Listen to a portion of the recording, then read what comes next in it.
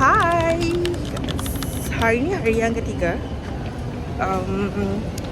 Sekarang we are going to makan nasi padang. I think nasi padang kot near our hotel. Sekarang cuaca sangat berangin. Kejap lagi hujan ni.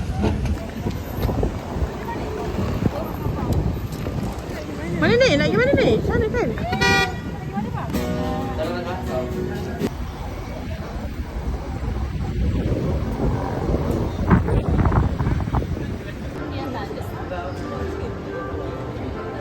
Saya macam kenal lah awak ni. Saya kenal lah awak ni. Ada meja lah.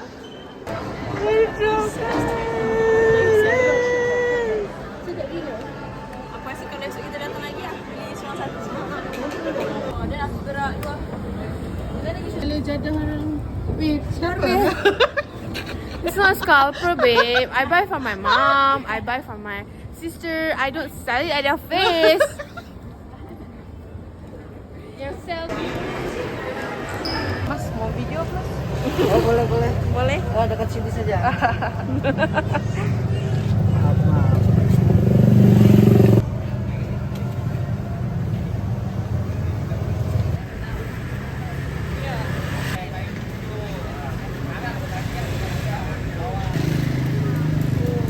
Ininya martabak manis. Okay. Ini yang manis. Okay, ni intinya coklat sama Sabar. keju. Sabar, nak fokus. Okay. Nampak enggak? Nampak. Ya. Okay. Oh, Kejunya- berongga ya. Ya, nampak itu. Lembut. Lembut. Ya, oh, lembut. Is it nice? Sedap. Oh, sedapnya. Sedap. Ya, ini apa? Ininya pisang keju. Original keju ya. Okay. Ini kosnya. Close up. Okay. Close up. Bismillah. Kamu lembut, manis. Sedap. We nak rasa ayam gepuk Pak Gembus. We order on Gojek. Sebab we love makan ayam gepuk dekat office tau. Sekarang kita dekat Jakarta.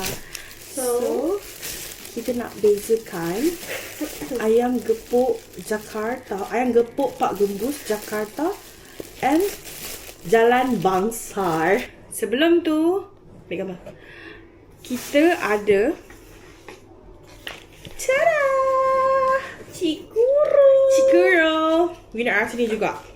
Oh, kita nak turunkan dia weh. Nak keluarkan dia. Bismillahirrahmanirrahim.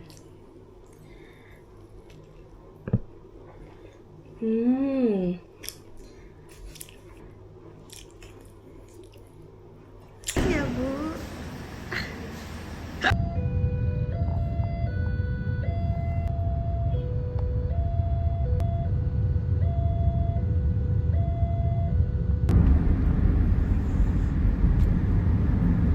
Hi, good morning.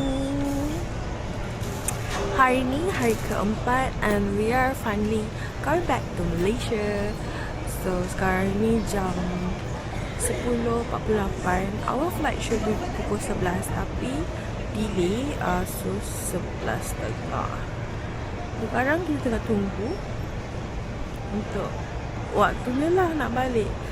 As korang tengok video I sangatlah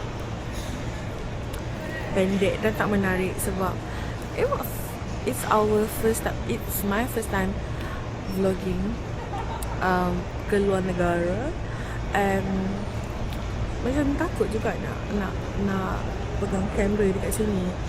So mana klip yang dapat korang enjoy je lah. Okay, stay tuned. Mumpung pulang ke Malaysia, udah